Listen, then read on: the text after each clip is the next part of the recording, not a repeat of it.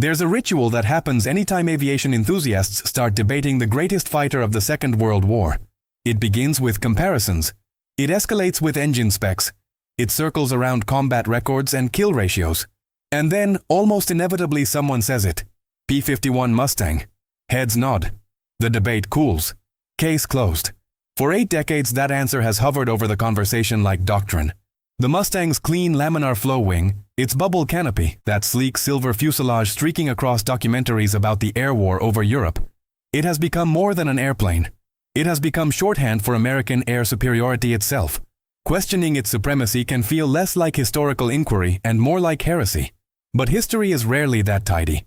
There was a Spitfire variant, not the early Battle of Britain icon with the 3-blade prop and Merlin song, but something later. Heavier in the nose, longer, meaner. A machine that looked like a thoroughbred that had swallowed a predator. It was faster. It climbed between 40 and 60% harder. It turned tighter. It struck with greater authority. It chased down weapons no piston engine fighter had any right to catch. Its pilots tangled with Messerschmitt Me 262 jets, the most advanced operational combat aircraft on Earth, and brought them down. It destroyed more V-1 flying bombs than any other Spitfire variant, racing across southern England at treetop height to intercept pulse-jet cruise missiles before they could tear apart London neighborhoods. The RAF's own wartime tactical evaluation, written by professionals whose sole purpose was to determine what kept pilots alive and what got them killed, concluded it outperformed the Mustang in nearly every fundamental air combat parameter. And yet, you probably can't name it. It was the Spitfire Mk XIV. And the reason it never dominated the legend has almost nothing to do with performance, and everything to do with arithmetic. That's how many were built. North American aviation produced over 15,000 Mustangs between 1941 and 1945. 15,000 stories versus 900.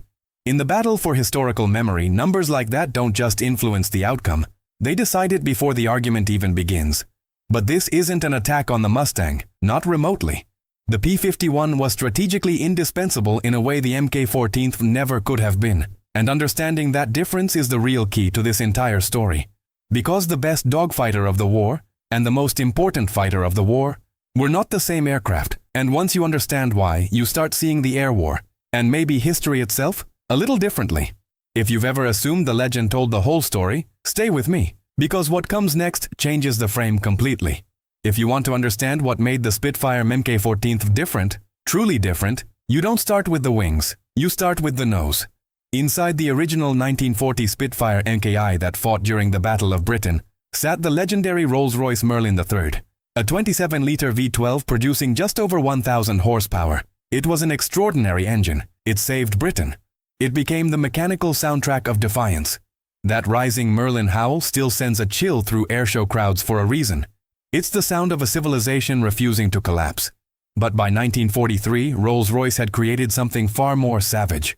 The Griffin 65. 36.7 liters of displacement, nearly 10 liters larger than the Merlin. Over 2,000 horsepower. In later boost settings, even more. That isn't an incremental upgrade. That's a transformation.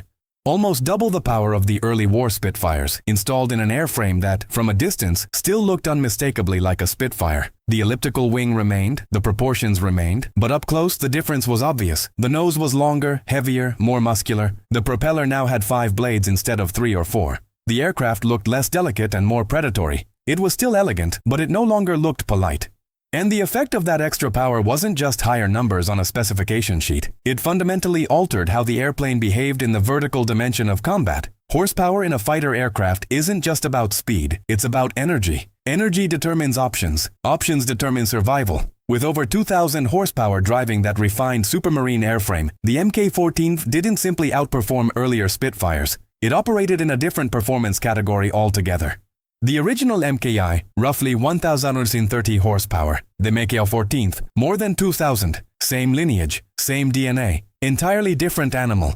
The result was a fighter that accelerated with authority, clawed for altitude with startling aggression, and felt, according to the pilots who transitioned into it, like the airplane wanted to climb more than it wanted to move forward. That sensation mattered. Because in air combat, the pilot who owns the sky above owns the fight before it even begins. And the Mk XIV owned altitude in a way very few piston engine fighters ever did. In the next section, we're going to put real numbers to that claim. And this is where the gap between legend and reality starts to become uncomfortable. On paper, speed always grabs attention first. It's the headline number, the one that makes it into museum placards and coffee table books. But speed alone doesn't win fights. It's how that speed interacts with altitude, climb rate, and energy management that decides who walks away and who doesn't. Still, let's start there. The Spitfire Mk XIV reached approximately 446 miles at 25,400 feet in standard wartime trials. Some later boost clearances nudged that figure slightly higher, but 446 is the conservative, widely accepted number. The P-51 Mustang? About 437 b at 25,000 feet, 9 miles per hour. On the ground, that sounds trivial. In the air, where closure rates compress seconds into fractions and engagements unfold at terrifying speed, 9 miles per hour is leverage. The faster pilot chooses when to engage and when to disengage. The faster pilot dictates geometry. And in combat, geometry is everything. But speed was not where the Mk XIV truly separated itself. Ask experienced fighter pilots which metric matters most in a dogfight, and most will give the same answer. Climb rate. Altitude equals potential energy. Energy equals options. Options equal survival. The Mk XIV at standard boost could climb at roughly 4,500 to 4,800 feet per minute. With later boost settings, estimates exceeded 5,000 feet per minute, and some wartime test data recorded figures approaching 5,200 ft, and that means nearly a mile of altitude gained every minute. It could reach 20,000 feet in about 5 minutes, 30,000 feet in roughly 8.5. Even at extreme altitude, around 40,000 feet, it was still climbing when many fighters had already run out of breath. The P-51 Mustang climbed at approximately 3,200 to 3,500 feet per minute. Respectable, strong, competitive, but not in the same league. We're not talking about a small edge. We're talking about a 40 to 60% advantage in the metric many pilots consider the most decisive in combat. That isn't a margin. That's dominance in the vertical plane. Pilots transitioning from Merlin-powered Spitfires into the Mk XIV didn't describe it as a bit better. They described it as startling, aggressive, almost shocking in how hard it wanted to go up. No piston fighter could sustain a true vertical climb indefinitely. Physics is still physics. But the Mk XIV came closer than nearly anything else in Allied service. And when you combine that climb rate with the Spitfire's inherently tight turning circle, thanks to its elliptical wing and relatively low wing loading, you begin to see the pattern forming. Faster at altitude, climbed dramatically harder, turned tighter. The Mustang held a consistent advantage in high-speed dives. Its weight and laminar flow wing helped there. But in 3 out of 4 core dogfighting parameters, the Mk XIV had the edge. So here's the uncomfortable question. If the Mk XIV outperformed the Mustang in raw air combat capability, why isn't it the aircraft everyone names when the debate begins? The answer isn't about dogfights, it's about distance. And once we step into that part of the story, everything shifts. Range. That single word is where the argument pivots. Because the Second World War in Europe wasn't decided by isolated duels at 20,000 feet. It was decided by something colder, broader, and far more industrial, the systematic destruction of Germany's capacity to wage war. And that meant heavy bombers flying deep into enemy territory. From the 8th Air Force bases in East Anglia to Berlin and back was roughly 1,150 to 1,200 miles round trip. Every mile of that route passed over hostile territory. Every mile invited interception. The Spitfire Mk XIV, despite its extraordinary performance, had a combat radius of roughly 300 to 350 miles on internal fuel. Total range hovered around 460 miles. It could fly to the Dutch border, maybe push slightly deeper, engage, turn back. That was the envelope. The P-51 Mustang, equipped with external drop tanks, could fly roughly 1,750 miles. Ferry range exceeded 2,000. Berlin and back, escort bombers over the target. Fight, come home, refuel, do it again tomorrow. That difference wasn't a small tactical gap. It was a strategic chasm. In 1943, before long-range escort became viable, American bomber crews paid the price for that missing range in blood. On August 17, 1943, the Schweinfurt-Regensburg mission sent hundreds of B-17 flying fortresses deep into Germany without full fighter escort coverage for the most dangerous segment of the route. 60 bombers were lost. 16% attrition in a single mission. Then came October 14, 1943, Black Thursday, the second Schweinfurt raid. 77 B-17s destroyed out of 291 dispatched, more than 1 in 4. Sustain losses like that for a handful more missions, and the entire heavy bomber offensive collapses. The pre-war belief that massed bomber formations could fight their way to any target without escort The doctrine of the so-called bomber mafia died over the ball-bearing factories of Schweinfurt. What the Allies needed was brutally specific. A fighter that could go the distance. The Spitfire couldn't. The P-47 Thunderbolt could reach partway, then had to turn back. The P-38 Lightning had range but struggled with reliability in the brutal cold of high-altitude European winters. The Mustang, pairing a superb North American airframe with a Rolls-Royce Merlin built under license by Packard, solved the equation. Long legs, high-altitude performance, enough speed to survive, enough endurance to stay. Factories responded accordingly. More than 15,000 Mustangs were built. Because strategy demanded it. The Mk XIV could win a duel. The Mustang could escort a formation to Berlin and back. And when you're trying to break the industrial spine of a nation-state, range matters more than turning radius. That is why the Mustang reshaped the air war.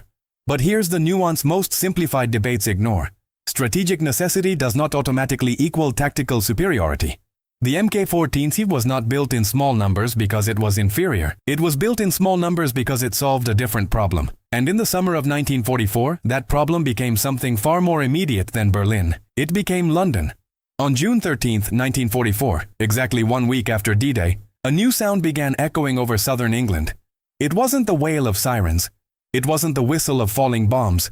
It was a mechanical, uneven buzzing, like a distant motorcycle engine running badly. Londoners quickly learned what that sound meant. The V-1 flying bomb. A pilotless pulse-jet-powered cruise missile carrying nearly 1,800 pounds of high explosive. It flew low, typically between 2,000 and 3,000 feet, and fast enough to outrun most RAF fighters at those altitudes. Early variants moved at roughly 340 mph. Later ones pushed beyond 400. The terrifying detail wasn't the noise. It was the silence. Because when the engine cut out, the bomb dropped. And whatever lay beneath it, a school, a hospital, a row of houses, had seconds left. Most RAF fighters in mid-1944 struggled to intercept V-1s in level pursuit at low altitude. Engines that performed beautifully higher up lost efficiency near the deck. The Spitfire Mk XIV found itself marginal. Typhoons often couldn't close the gap in time. Two aircraft proved consistently fast enough to run them down. The Hawker Tempest Make V and the Spitfire Mk XIV. Operation Anti-Diver assigned these aircraft to stand constant patrols between the French launch sites and London. Squadrons such as No. 91, No. 610, and No. 322, Dutch, flew the Mk XIV day after relentless day, racing back and forth across a lethal corridor. Picture the intercept. A pilot spots the orange flame trailing from a pulse jet over the Kent countryside. He pushes the throttle forward. The Griffin engine roars. The aircraft dives, skimming treetops, closing on a small, fast-moving target at an altitude where there is no room for error. The ground fills the windscreen. A burst that detonates the warhead too close could destroy his own aircraft. A miss means civilians die. There's no opponent to outmaneuver, no mind to outthink, just speed, precision, nerve. And then there was the method that still feels unreal decades later. If ammunition ran dry or guns jammed, pilots sometimes edged alongside the V-1, slid a wingtip beneath its stubby wing, and gently lifted. The disturbed airflow upset the missile's gyroscopic guidance, sending it spiraling into open fields instead of neighborhoods. At 300 plus mph, wingtip to wingtip, with nearly a ton of explosive inches away. A sluggish aircraft could never attempt that. A slow one would never get into position. Over the course of the campaign, the Spitfire Mk XIV destroyed more than 300 V-1s, more than any other Spitfire variant. Only the Tempest claimed more among daytime interceptors. 300 bombs that never reached London. That isn't an engineering statistic. That's thousands of lives. By late 1944, as Allied forces overran launch sites in France, the V-1 threat diminished. But the Mk XIV's war didn't slow down. It shifted eastward. And there, the Spitfire Mk XIV would find itself facing something even more radical than a cruise missile. Something 100 miles per hour faster than any piston aircraft on Earth. The jet age had arrived. And it was wearing a black cross. By late 1944, Allied pilots began encountering something that felt almost unfair. Not just another improved German fighter, not a refined version of the Bf-109, not a heavier FW-190. Something fundamentally different. The Messerschmitt Me 262. The world's first operational jet fighter. Top speed, over 540 mph. That was roughly 100 mph faster than any piston-engined fighter in existence. In level flight, a Me-262 could simply walk away from anything chasing it. If it chose not to fight, you weren't catching it. The first time Allied air commands realized what they were facing, there was a genuine chill in the room. Because if Germany could field these in numbers, years of industrial advantage could evaporate almost overnight. The future had arrived mid-war. And it arrived armed with 4 30mm cannons capable of shredding heavy bombers in seconds. Now here's the crucial detail. The Me-262 was devastating at high speed. But jets of that era had one fatal weakness: throttle response. The Jumo engines were sluggish to accelerate. From idle to combat power could take precious seconds. And during takeoff, landing, or low-speed transition, the jet was vulnerable. A narrow window, but a real one. The first confirmed Allied air-to-air kill of a Me-262 belonged to American P-47 Thunderbolts in August 1944, catching one at low altitude near Brussels. Other types followed, including the Spitfire Mk XIV. On October 5, 1944, pilots of No. 401 Squadron, RCAF, flying Mk XIV with the 2nd Tactical Air Force, engaged and destroyed a Me-262 over the continent. They didn't outrun it, they outpositioned it. They caught it during transition, before it had built the speed that made it untouchable. Think about what that required: a piston-engine aircraft positioning itself quickly enough, climbing aggressively enough, and accelerating hard enough to intercept the most technologically advanced combat aircraft on the planet during a fleeting vulnerability window. That isn't luck, that's performance married to pilot skill. The Mk XIV had the climb rate to gain altitude fast. It had the acceleration to exploit brief opportunities. It had the agility to track a jet that was still building speed, and it had the firepower to finish the job once the solution presented itself. This wasn't a one-off anomaly. Mk XIVs continued to encounter Me-262s through the final months of the war. They were never the primary jet killers, no piston fighter was, but they were entirely capable of engaging when conditions aligned. A late-war piston fighter repeatedly punching into the jet age and surviving. That tells you something, not about propaganda, not about mythology, about capability. And the people closest to the aircraft understood exactly what it was. Jeffrey Quill, Supermarine's chief test pilot, a man who flew nearly every Spitfire variant from prototype onward, described the Mk XIV as a splendid airplane in every respect. That's not casual praise. That's a man who knew every iteration of the design, every refinement, every compromise, saying this was the peak. On the other side of the conflict, senior Luftwaffe officers were debriefed after the war about which Allied fighters they respected most. The late Griffin-engined Spitfires consistently ranked near the top.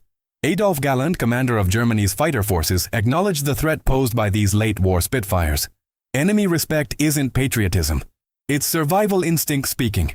So by performance metrics, by combat record, by professional evaluation, by pilot testimony, the Mk XIV stands exactly where the numbers suggested it would. At the very top. And yet, ask a casual enthusiast today to name the greatest fighter of World War II. You already know what answer you'll hear. Which brings us to the real question, not about aerodynamics or horsepower, but about memory. About why one aircraft became legend, and the other became a footnote. Here's the uncomfortable truth. History doesn't remember the best. It remembers the most visible, the most photographed, the most numerous, the most repeated. And in that contest, the P-51 Mustang never had real competition.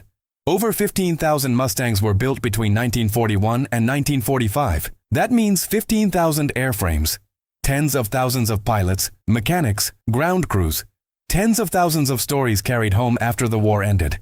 Those stories became books. Those books became documentaries. Those documentaries became the version of history most people know.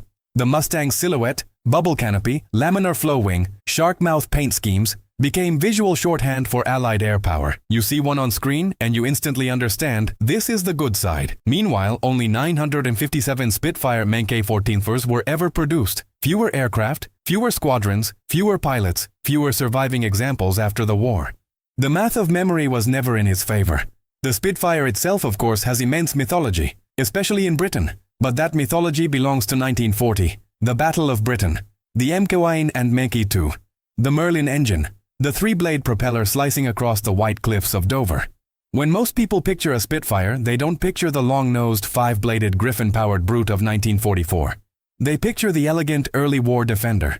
The Mk XIV arrived too late to shape the defining legend of the type. It entered squadron service in January 1944, 4 years after the Battle of Britain cemented the Spitfire in popular imagination. Too late for the myth. Too few for mass production glory. And crucially not American. Post-war media power mattered. Hollywood mattered. Aviation magazines mattered. Air shows mattered. The United States emerged from the war with enormous industrial capacity and cultural influence. The Mustang became part of that exported identity. Fast, powerful, victorious. You could see one at air shows. You could hear the Merlin engine roar across American skies. You could touch it. Ubiquity turned into familiarity. Familiarity turned into legend. Legend hardened into fact. And somewhere along the way, nuance disappeared. Because here's the reality. The Mustang was the most important fighter of the war. Its range made strategic bombing survivable. Its presence over Berlin changed the Luftwaffe's calculus. It enabled the sustained destruction of German industry. It broke the back of the enemy's air defense system. No Spitfire Mk XIV could have done that job.